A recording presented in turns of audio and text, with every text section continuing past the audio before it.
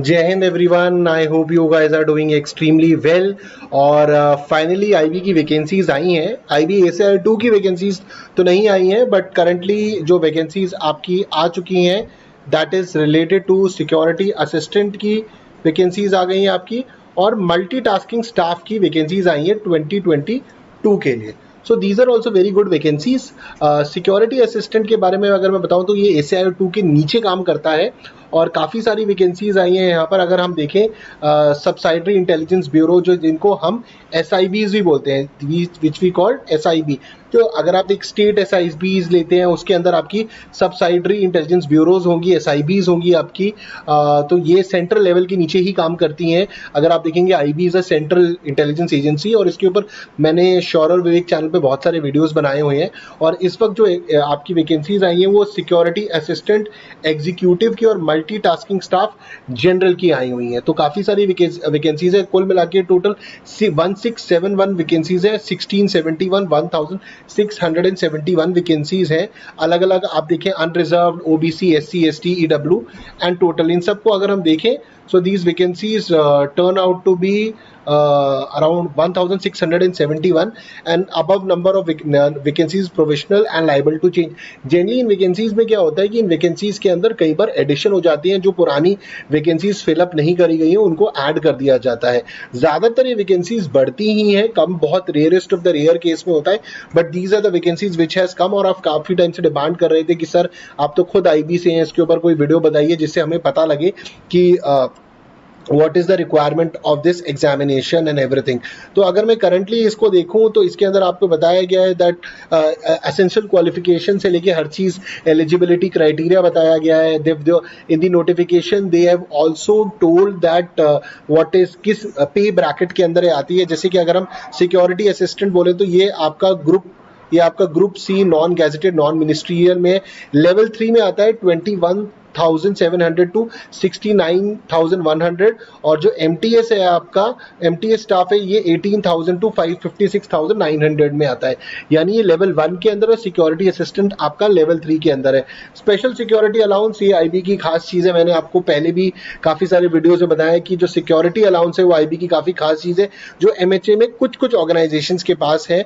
तो 20% of basic pay in addition to other government allowances, cash composition in lieu of duty performed on holiday subject to a ceiling of 30 days. तो ये सारी चीजें आपको मिलेंगी। Basically यहाँ पर क्या होता है, IB के अंदर 13 मंथ की सैलरी की बात करी जाती है कि आपको 12 महीने नहीं, आपको 13 महीने की सैलरीज मिलती है। तो वही बात यहाँ पे लिखी गई है कि कैश कॉम्पनसेशन मिलेगा अगर जो आप ड्यूटी परफॉर्म करते हैं, क्योंकि IB का काम तो जब हॉलीडेज होते हैं, हॉलीडेज के अंदर आपको पता है जो जितने भी टेररिस्ट हो गए, मिलिटेंट्स हो गए, या फिर कोई भी ऐसी एजेंसी है जो भारत के अंदर कुछ बुरा करना चाहती हैं, उन सब के लिए भी वो हॉलीडेज ढूंढती हैं कि हॉलीडेज पर हम ये कार्रवाई करेंगे। तो जो आपका आसूचना विभाग है, इंटेलिजेंस ब्यूरो को हम आसूचना विभाग बोलते हैं, तो इन सारी गतिविधियों को पकड़ने के लिए, और ऐसी कोई भी गतिविधि हो जिससे भारत के अंदर कुछ खराब हो सकता है, और हॉलीडे पर बहुत सारी एक्सरसाइज हो सकती है, स्टेट की कुछ एक्सरसाइज हो सकती है, सेंटर की कुछ एक्सरसाइज होती है, तो IB उसके साथ पूरा सहायक होता है, काम करता है और आपकी ड्यूटीज लगती है।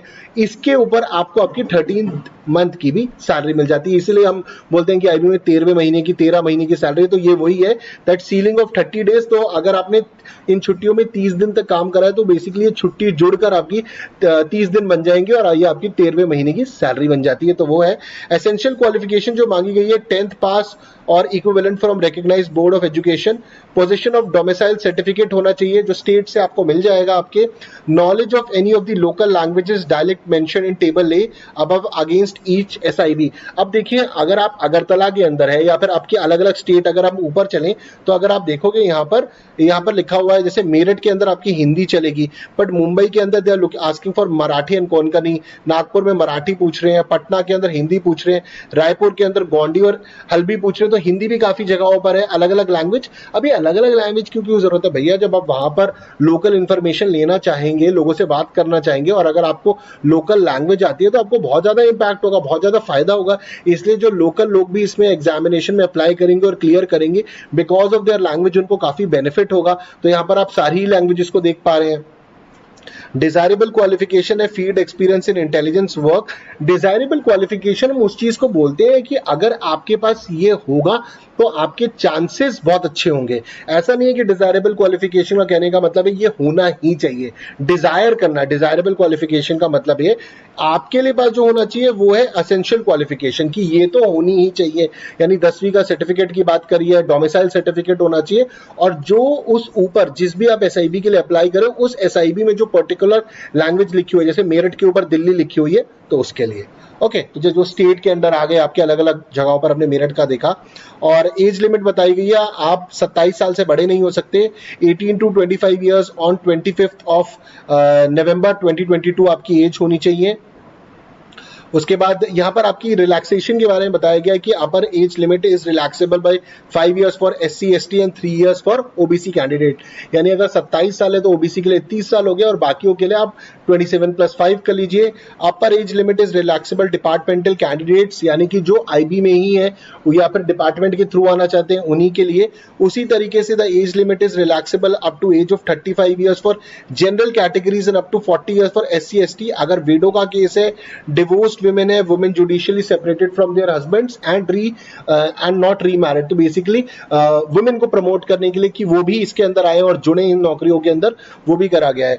The age limit is relaxable for ex-servicemen as well as for the children and dependents of victim of riots of 2002 in Gujarat and Sikh riots of 84 as per the government instruction। तो यानी कि 84 rights के अंदर जो थे, या फिर जो आपके सिख राइट्स हुए थे, राइट्स ऑफ 2002, जो भी इनके विक्टिम्स हैं उन विक्टिम्स के जो डिपेंडेंट्स हैं वो भी इस रिजर्वेशन का फायदा उठा सकते हैं। एक्स सर्विसमैन के लिए भी एज लिमिट को रिलैक्स करा गया है। Rest of the things have been mentioned in these passages.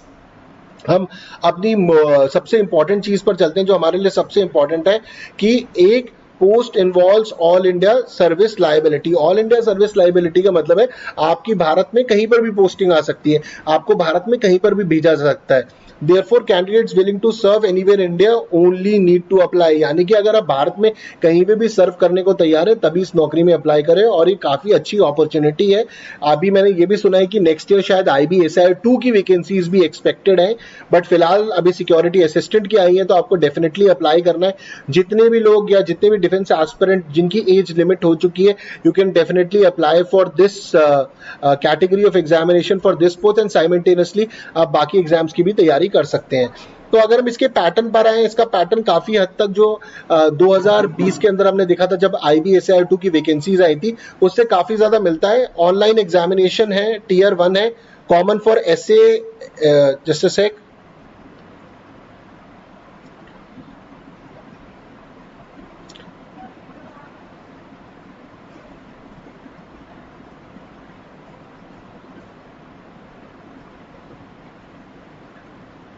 हाँ, तो common for SA and executive and MTSS general के लिए सबके लिए सेम है। और Tier 1 के अंदर ऑनलाइन एग्जामिनेशन होगा, 5 parts containing 20 question of 1 mark each. General awareness, quantitative aptitude, numerical, analytical, logical ability, reasoning, English language, general studies. तो this is very similar to the 2020 जब IB SIR 2 की last vacancies आई थी, जो 2000 vacancies थी आपकी, बिल्कुल वैसा ही है। नेगेटिव मार्किंग है इस पेपर के अंदर, 1/4 mark for each wrong answer. और पिछली बार का जो IB SIR 2 का पेपर आया था वो काफी टफ आया था, तो इसके अंदर भी मैं एक डिसेंट स्टैंडर्ड एक्सपेक्ट करूंगा। 1 घंटे का पेपर है और आपके 100 मार्क्स का पेपर है, आपके 20 क्वेश्चंस है पर सेक्शन, यानी कि 5 सेक्शंस, यानी कि आपके 5 सेक्शन है, 5 सेक्शन है आपके, 100 मार्क्स है, और एक सेक्शन के अंदर आपके 20 क्वेश्चंस है। ओके, और नेगेटिव मार्किंग है आपकी 1/4 mark for the each wrong answer. Tier 2 की अगर हम बात करें, इसके अंदर होगा offline exam of descriptive nature, translation of passage of 500 words from local language to English and vice versa. यानी कि आपको फॉर एग्जांपल आप कोंकणी है तो कोंकणी से आपको एक पैसेज दिया जाएगा जिसे अंग्रेजी में लिखना है, और अंग्रेजी को आपको कोंकणी में लिखना है। सिमिलरली हिंदी के अंदर Hindi to English and English to Hindi करना होगा। इससे ये पता लगेगा since English is a common language, तो आप कॉमन लैंग्वेज के अंदर, क्योंकि ऑल इंडिया सर्विस लायबिलिटी की बात करी गई, तो आपकी अंग्रेजी भी कितनी पकड़ है, क्योंकि आप भारत में अलग अलग जगह अगर काम करेंगे तो that will work as a common language, और सारी रिपोर्टिंग सिंस उसी के थ्रू होती है। उसके बाद पार्ट ऑफ टायर 2 ही है ये, जिसके अंदर स्पोकन एबिलिटी का to be assessed at the time of tier 3 exam, interview and personality test, और टियर 3 में इंटरव्यू पर्सनालिटी टेस्ट। तो 100 मार्क्स का आपका ये हो गया, 40 मार्क्स का ऑफलाइन एग्जामिनेशन है टियर 2 का, और स्पोकन एबिलिटी भी इसी का ही पार्ट है। हालांकि उसकी टेस्टिंग जो है वो इंटरव्यू के टाइम पर होगी कि आप बोलते कैसे हैं, आपकी कितनी पकड़ है भाषा के ऊपर, लैंग्वेज के ऊपर। यहाँ पर आई थिंक आपकी लोकल डायलेक्ट प्लस इंग्लिश पर फोकस रहेगा, क्योंकि वो कॉमन लैंग्वेज रहेगी। और फिर आपका इंटरव्यू पर्सनालिटी टेस्ट तो होगा ही होगा, वो जो आपका 50 मार्क्स का है। Okay, so the tier 2 exam is just qualifying in nature. Qualifying marks for tier 2 is 20, यानी कि 20 नंबर तो आपको चाहिए ही चाहिए out of 50 for SA executive, और 16 नंबर चाहिए होंगे 40 में से for MTS. Okay, so applicants in websites पर जाकर रजिस्टर कर सकते हैं। Application portal will be operational from 5th of November to 25th of November। Registration जो 5th of November done prior to this and after will not be accepted, यानी 5 नवंबर से पहले, जब ये आपके लिए वीडियो बना रहा हूं तो आज 4 नवंबर है, यानी कि 5 नवंबर से आपका ये खुल जाएगा।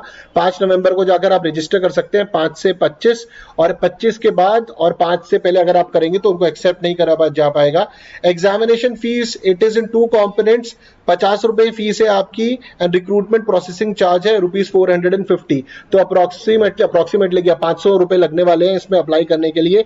और fee to be paid all candidates recruitment processing charges, male candidates of general EWS OBC categories, examination fee in addition to recruitment processing charges आपकी लगेगी।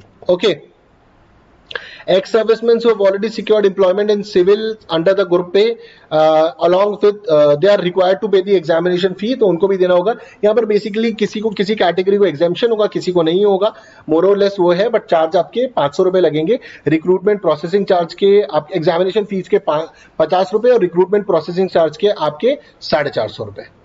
ओके, एंड बाकी closing date is 25th of November 2022 23:59, यानी रात के 12 बजे हो जाएगा। और प्लीज आप इन चक्करों में मत पड़ना, बीच में कुछ लोगों ने फर्जी आईबी की रिक्रूटमेंट्स निकाल दी थी, but this is a very authentic recruitment which has come, and MHA की वेबसाइट पर आपको ये मिल जाएगा। तो कृपया करके आप इस सिक्योरिटी असिस्टेंट की अच्छी खासी नौकरी आई है, इसके लिए बिल्कुल अप्लाई करें। It's a wonderful job, you can apply for it. Security assistant executive and multitasking staff general के लिए आप अप्लाई कर सकते हैं, और in the following subsidiary intelligence bureau. Okay, तो जो सेंटर स्टेट के अंदर आ जाएगी, और लैंग्वेजेस की हमने बात करी है। जब मैं बात करता हूँ सिक्योरिटी असिस्टेंट की जॉब क्या होती है, बेसिकली सिक्योरिटी असिस्टेंट में वर्ड आता है assistant.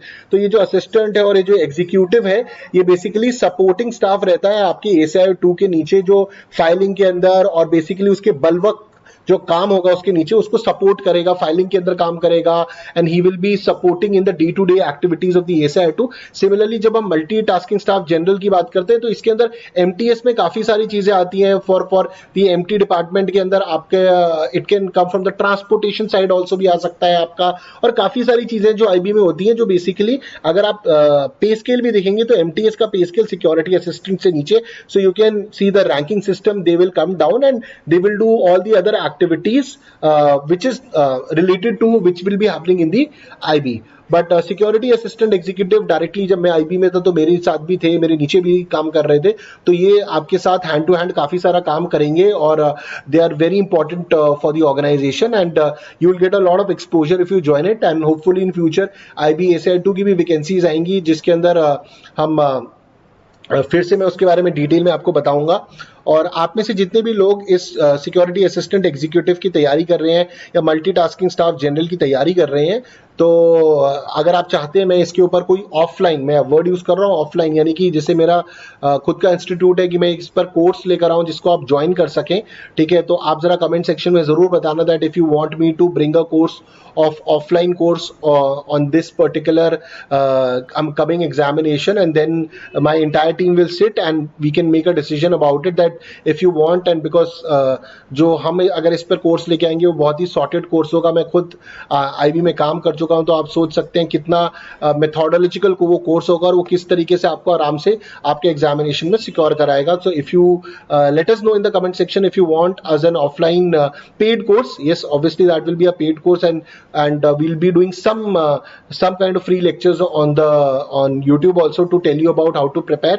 But if you're looking for a particular course जिससे आपकी अच्छी तरह तैयारी हो और आप बिल्कुल मेरी तरह जैसे मैंने IB ज्वाइन करी थी आप भी ज्वाइन कर पाओ, and if your dream is to join the IB, you can definitely please write us in the comment section and बताइए कि अगर आप इस कोर्स में जुड़ना चाहेंगे, then we'll be definitely working on that. So guys, thank you very much. जय Hind, and I hope you have clarity on it. 5 नवंबर से 25 नवंबर के बीच में है. लैंग्वेजेस को जरूर देखिएगा, लोकल डायलेक्ट और एलिजिबिलिटी को देखिएगा. So guys, thank you very much. जय हिंद, टेक केयर.